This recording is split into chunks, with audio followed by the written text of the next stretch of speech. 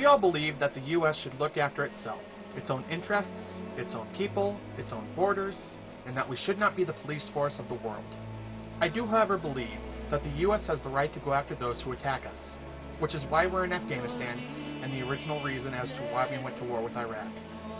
Iraq was a mistake, but as Governor Huckabee basically said in the debate, we broke Iraq, so we bought Iraq. We as an honorable people and an honorable nation have the obligation to leave Iraq in a condition better than we found it in. Whether we went there legally or illegally is no longer the question. The question is, do we want to leave Iraq with our dignity and honor intact? If we wish to continue to be an honorable people and an honorable nation, then we must do right by the Iraqi people and fix their country that we broke.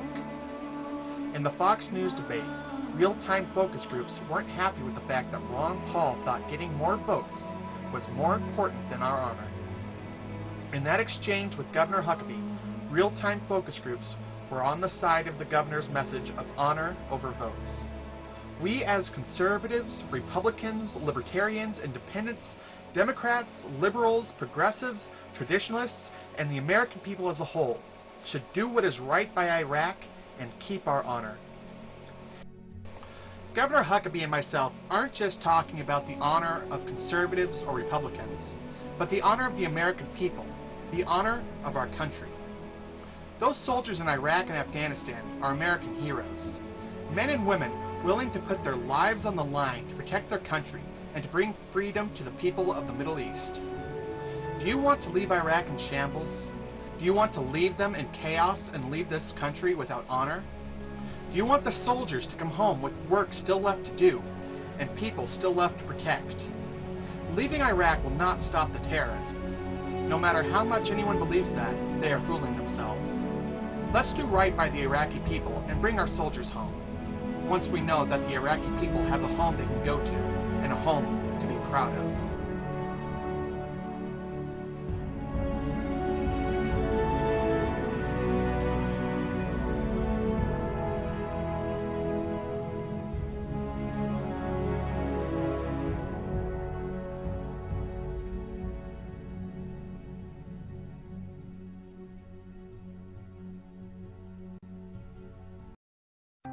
Hardly a day goes by that you don't read another headline or see another news report about how bad things are in Iraq. The people don't want us there, they say. Too many soldiers are dying. Well, maybe some of that's true. Things are tough in Iraq. After all, it's not easy to put a country of 25 million people back together after decades of war and neglect. But maybe there's another side of the story, a side the media doesn't talk much about because the headlines just aren't as sensational as death and destruction. A side our troops on the ground see every day with their eyes and every night in their dreams, but that you probably don't even know exists. The real story about Iraq can be found in the eyes of the children, 98% of whom have been vaccinated for diseases like polio, or who are attending one of the 4,500 schools that have been rebuilt and restocked with over 8 million textbooks by coalition forces.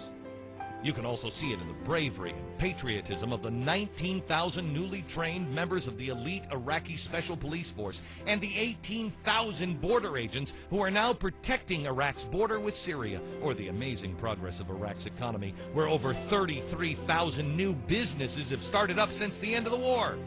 The real story can even be seen in places you'd never even think to look, like the fact under Saddam, virtually no one had even heard of a cell phone. Today, there are over 5 million users. You can find the real story in the fact that 25% of the Iraqi parliament is made up of women, the highest proportion in the Arab world. Or you can find it in the fact that freedom of speech isn't a dream anymore. Over 150 newspaper and TV shows discuss political events freely, and campaign posters are displayed in almost every major city. But perhaps the most telling example of all can be found in the story of the governor of the Anbar province.